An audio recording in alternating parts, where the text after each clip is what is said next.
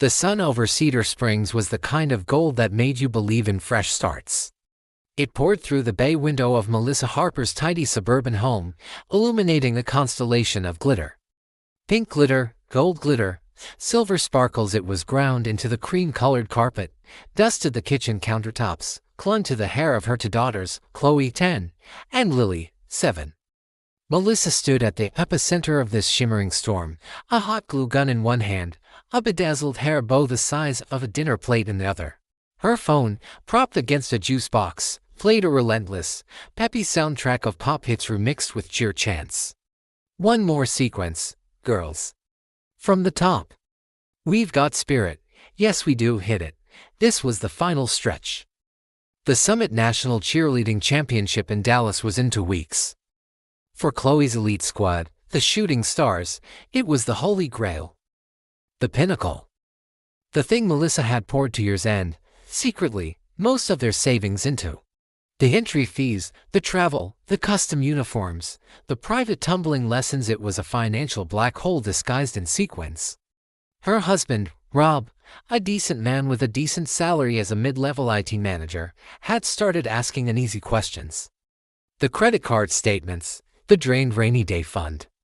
Melissa's answers were a flurry of deflection. It's an investment in her confidence, Rob, or this is her dream. We can't pull the rug out now, the real. Cold truth sat in her gut like a stone. They couldn't afford it. Not the final $4,500 for the championship package, hotel, competition fees, mandatory coaching sessions. She'd maxed out her secret card. Rob's bonus had been smaller than expected. The shame was a constant, low-grade hum beneath her cheerful mom exterior. In the carpool lane, at the gym, she saw the other mothers with their designer athleisure and effortless grace, and felt like a fraud in her discount leggings, smiling so wide her face ached. Her saving grace, her quiet sanctuary, was Agnes Miller. 82 years old, retired nurse, lived 3 doors down in the same neat colonial. Agnes had been Melissa's babysitter when the girls were tiny. She'd become a surrogate grandmother. Every Tuesday and Thursday, Melissa would go over for an hour, help Agnes with her groceries, sort her medications, and just talk. Agnes's house smelled of lavender and lemon polish. It was a world away from the frenetic, glittery chaos of Melissa's own life. Agnes would pour iced tea, show Melissa pictures of her late husband, George, and talk about her 50 years in the pediatric ward. So many little ones, she'd sigh, her hands, mapped with delicate blue veins, smoothing her floral skirt.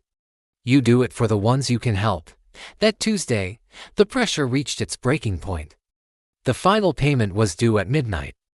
An email from the head coach, saccharine yet firm, subject line urgent, summit registration locking. Rob had left a note on the fridge. Mel, we need to talk about finances tonight. Serious talk, panic, sharp and metallic, flooded Melissa's mouth. She went through her afternoon routine on autopilot. Made the girls snacks. Pretended to work on her laptop for her part-time virtual assistant job. At 4 p.m., she walked to Agnes's house. The plan, if you could call the desperate, buzzing static in her head a plan, was just to be in that calm space. To breathe. Agnes was in a talkative mood. She showed Melissa a new picture of her great-grandson. She fumbled with a child-proof cap on her prescription bottle. My arthritis, she chuckled. Melissa, dear, would you? Melissa took the bottle. Lorazepam. She'd sorted Agnes's pills 100 times. A mild sedative. As she popped the cap, her eyes scanned the tidy living room. The antique silver candlesticks on the mantel. The modest pearl necklace Agnes always wore. The vague, half-formed thought that had been whispering at the edge of her consciousness for weeks suddenly screamed. Asterisk, she has money. In this house. She's told me. The cookie jar fund. The emergency cash in the bedside drawer. Asterisk. Agnes was telling a story about a difficult patient who'd sent her a thank you card years later. Melissa wasn't listening. The panic had crystallized into something hard, sharp, and horrifically clear.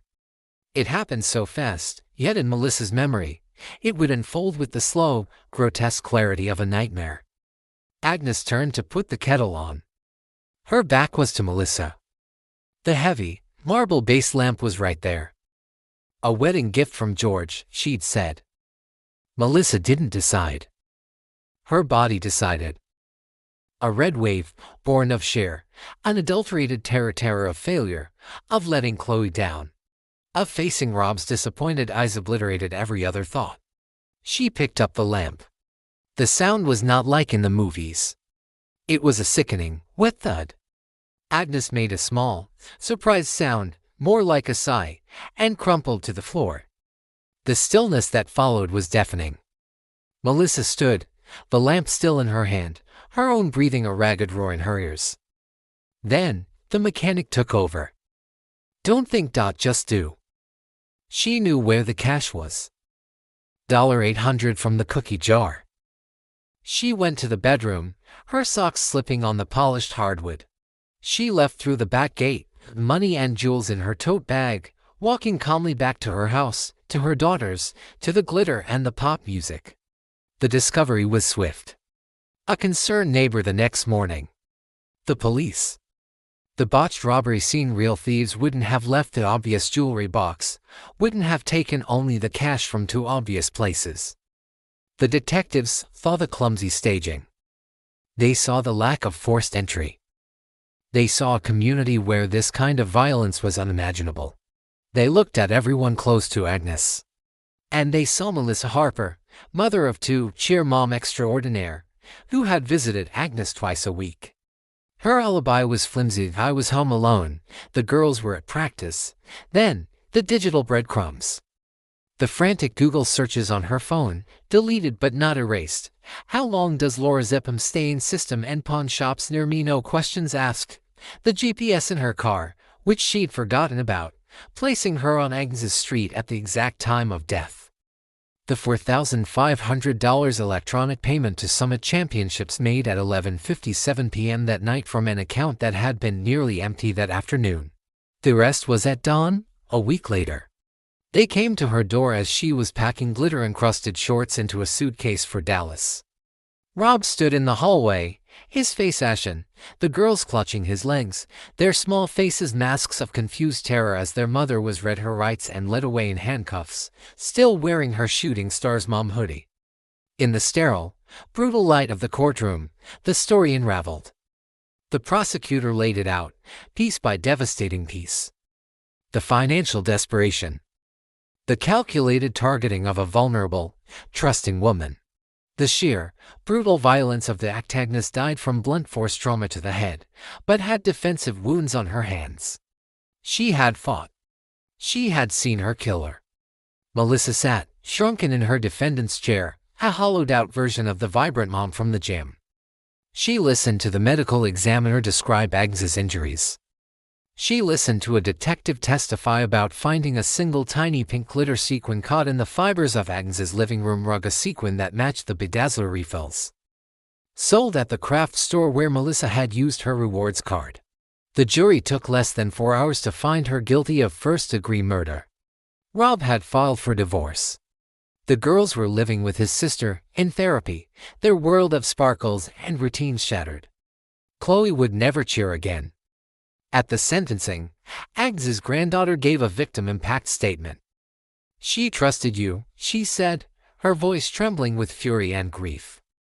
"She called you her Thursday angel. She showed you pictures of her life. And you saw none of it. You just saw Mark. A way to pay for a performance. The judge called the crime a profound betrayal of trust, motivated by a grotesque perversion of maternal love. He sentenced Melissa to life without the possibility of parole. As the bailiff led her away, Melissa finally looked at Rob, sitting in the back row. He didn't look angry anymore. Just broken. And in that moment, she understood the true cost. She hadn't bought Chloe a championship. She had bought her a lifetime of trauma, a mother in prison, and a story that would forever begin with, "Your mother killed a sweet old lady for your cheerleading money." The glitter was gone.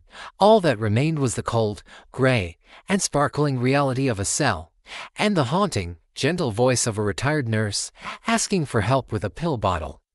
A question that would echo for the rest of her life. What have I done?